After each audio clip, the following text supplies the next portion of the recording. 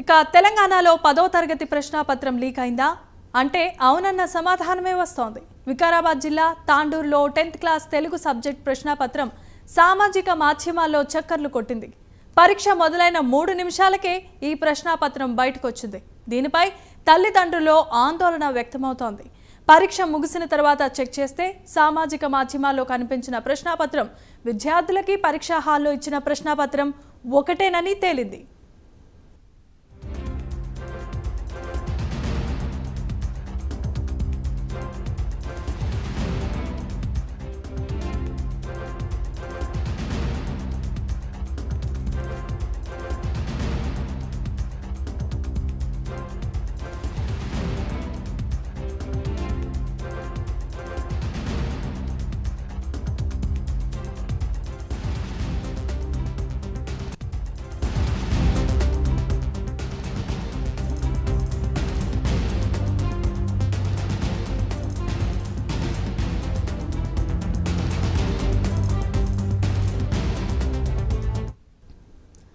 Breakings చూస్తున్నాం. తెలంగాణలో 10వ తరగతి ప్రశ్నాపత్రం లీక్ అయిందా అంటే అవునన్న సమాధానం వస్తోంది.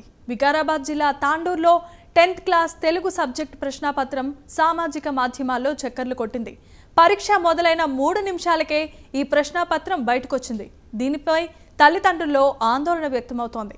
పరీక్ష ముగిసిన తర్వాత చెక్ చేస్తే సామాజిక మాధ్యమాల్లో కనిపించిన ప్రశ్నాపత్రం విద్యార్థులకి పరీక్ష హాల్లో ఇచ్చిన ప్రశ్నాపత్రం ఒకటేనని తేలింది. అయితే ఇదే అంశానికి సంబంధించి మరింత సమాచారం మా ప్రతినిధి ఉషా అందిస్తారు.